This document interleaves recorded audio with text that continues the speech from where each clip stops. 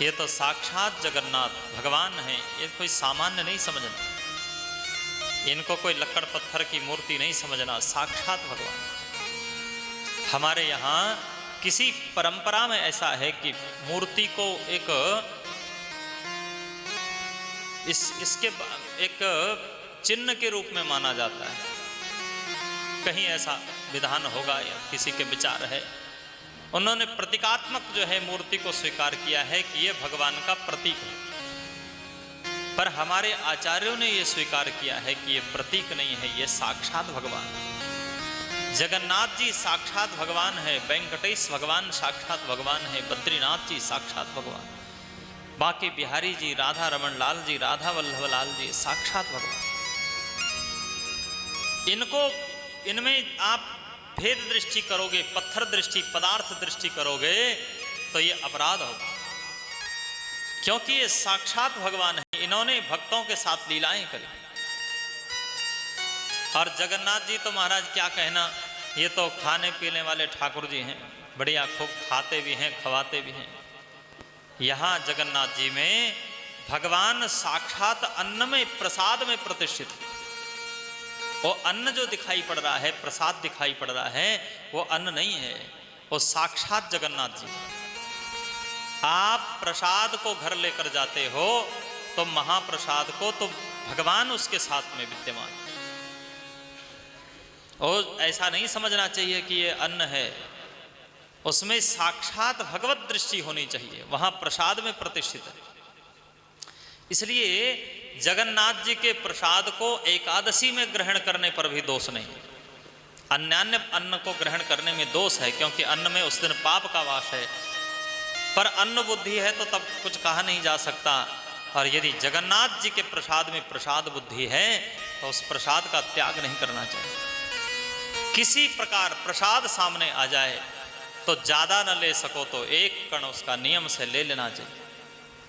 और सबसे बढ़िया बात तो यह है कि भगवान जगन्नाथ का प्रसाद नित्य कोई नियम ले ले। प्रातः काल उठ करके यहाँ निर्माल्य मिलता है, सूखा निर्माल्य मिलता है, हम तो जगन्नाथ जी आ रखे हैं तो सबको ले लेना चाहिए। प्रत्येक दिन एक कण जो है वो प्रसाद का यदि ग्रहण करता है जगन्नाथ जी के, तो उसके कल्याण की गारंटी ले रहे हैं शास्त्र। क्या गारंटी ले रहे हैं? निर्माल्यम जगदीशस्य प्रत्यहं भक्षितो जनः सप्राप्तं वैष्णवस्थानं विष्णुलोकं प्रयच्छति।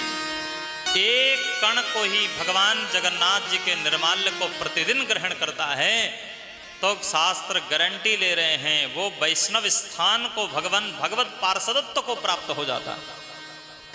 फिर उसे स्वर्ग नरक और 84 लाख योनि में भटकना नहीं पड़ेगा। हम लोग और नियम ले लेते हैं कि बिना चाय पिए हम डोल डाल नहीं जाएंगे, बिना चाय बिना तम्बाकू खाए हमको स्नान नहीं करेंगे, बिना, ये सब नियम तो ले लेते हैं। पर ये नियम नहीं ले सकते कि हम बिना जगन्नाथ जी के प्रसाद लिए कुछ नहीं ग्रहण करेंगे, बिना भगवत चरणामृत लिए कुछ नहीं ग्रहण करेंगे, बिना व्रजरज लिए, हम संत चरण रज लिए बिना हम कुछ ग्रहण नहीं करेंगे। जैसे जगन्नाथ जी की प्रसाद की महिमा है, ऐसे संत और महापुरुष और भगवान के चरणामृत की महिमा, और ऐसी ही महिमा संत के चरण रज की महिमा है या ब्रजरज की महिमा, वो भी नित्य उसे ग्रहण करना चाहिए। 3 काम तो कम से कम रोज करो, बड़े सरल काम, और कल्याण की पूरा ठेका, और वो हम में से, आप में से सब कर सकते हैं।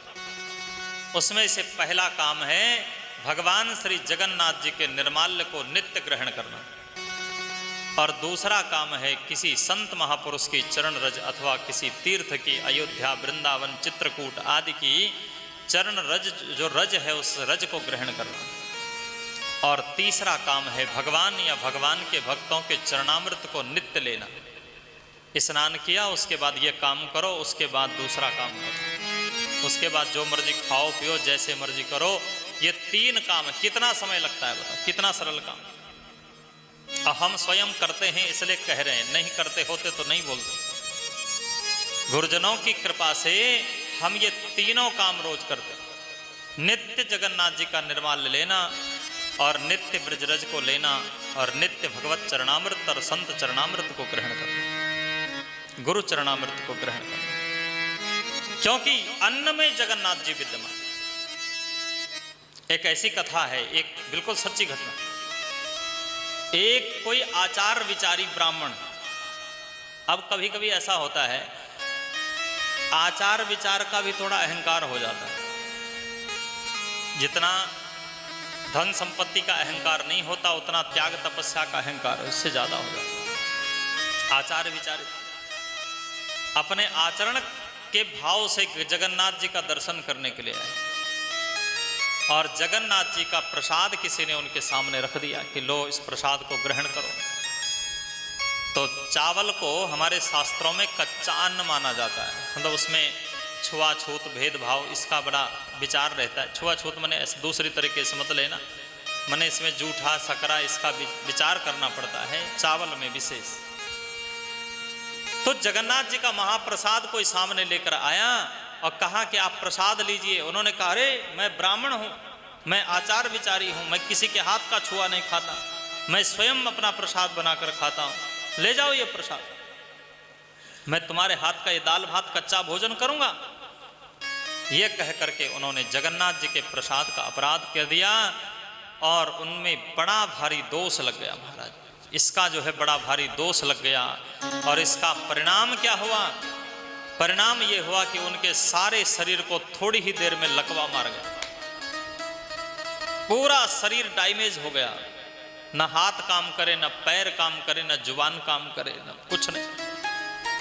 अब वो समझ गए, विद्वान तो थे, ब्राह्मण थे, और समझ गए कि मेरे से कहीं ना कहीं अपराध बन गया, भगवत अपराध बन गया। तो उन्होंने सोचा कि करना भी क्या है, क्योंकि केवल बुद्धि काम कर रही है और तो कुछ काम ही नहीं कर रहा। वाणी काम कर रही होती तो किसी से बोलते कि भाई अब कुछ करो। जैसे तैसे उनको घर लाया गया। अब वो विचार करने लगे, भगवान मैंने अपराध तो कर दिया है, यह अपराध का प्रायश्चित कैसे होगा? क्योंकि न मेरे हाथ चल रहे हैं, न पैर चल रहे हैं, न वाणी चल रही है, कुछ नहीं। वाणी भी चलती तो किसी से कह देते कि हमको प्रसाद ला कर दो। तो महाराज भगवान से जब रो करके उन्होंने प्रार्थना की तब भगवान ने थोड़ा कृपा की, उनकी वाणी में जुबान आ गई, थोड़ा सा बोल पाए, उल्टा सीधा जो भी थोड़ा सा बोलना उनके मुख में आ गया। इतना बोल पाए जगन्नाथ जगन्नाथ जगन्नाथ जगन्नाथ जगन्नाथ, बस और कुछ नहीं बोल पा रहे, दूसरा कोई शब्द नहीं। घर वालों ने सोचा कि लगता है अंतिम समय आ गया है, जगन्नाथ जी का दर्शन करना चाहते हैं। घर वाले उठा करके जगन्नाथ जी में ले आए उन्हें। वो जानते थे कि मेरे से अपराध बना है प्रसाद का, मैंने जगन्नाथ जी के निर्माल्य का प्रसाद का तिरस्कार किया है, ये इसका ये परिणाम भोग रहा हूं। और जैसे ही वो जगन्नाथ जी की सीढ़ियों में आए, जहाँ से अपन मत्था टेक के भीतर जाते हैं, वो सीढ़ियों में जब आए तो वहाँ से प्रसाद निकलता है, भोग अंदर जाता है, प्रसाद बाहर निकलता है। अब प्रसाद जब निकलता है तो कुछ ना कुछ कण वहाँ गिर जाते हैं, हमने भी गिरे हुए देखे। अब हम में तो इतनी बुद्धि नहीं है कि उस कण को बटोर कर पालें, पर वो कण गिर जाते हैं। इतना प्रसाद है, भगवान दिन भर प्रसाद ही पाते रहते हैं, प्रसाद ही पवाते रहते हैं, तो कहीं ना कहीं तो गिरे। सीढ़ियों पे जब वो गिरा हुआ अन्न उन्होंने देखा तो और तो कुछ काम नहीं कर रहा था, जबरदस्ती अपने आप को ऐसे उटक पटक करके, अब पैर तो काम कर नहीं रहते, गिर गए सीढ़ियों पर और गिरे। और जैसे गिरे तो जगन्नाथ जी के प्रसाद जो गिरा हुआ अन्न के कण थे, प्रसाद के कण थे, उसको जीभ से चाटने लगे। जो आचार विचारधारी ब्राह्मण दिया हुआ प्रसाद ग्रहण नहीं करता, आज प्रसाद के प्रति ऐसी निष्ठा जगी कि वो जीभ से चाटने लगे महाराज। और जब जीभ से चाटा तो उसी समय ऐसा चमत्कार हुआ, उनके सारे अंग प्रत्यंग जैसे थे वैसे सारा लकवा सब खत्म, 1 मिनट में खत्म हो गया। और फिर जाकर के भगवान के सामने नतमस्तक हो गए। उन्होंने कहा महाराज मुझसे अपराध हुआ है, मुझे प्रसाद का ये तिरस्कार नहीं करना चाहिए। तो यहां तो जगन्नाथ जी साक्षात प्रसाद में विद्यमान, और प्रसाद में और श्री जगन्नाथ जी में कोई अंतर नहीं। देखकर प्रणाम करना चाहिए, स्वीकार करना चाहिए। कोई दे तो उसे मना नहीं करना। एक कण तो एकादशी को भी लिया जा सकता है, कोई आपत्ति नहीं, पर किसी की विशेष निष्ठा हो एकादशी के प्रति तो नहीं कहा जा सकता है। पर एक कण लेने में कोई दोष नहीं। प्यार से बोलो जय श्री राधे। ऐसी जगन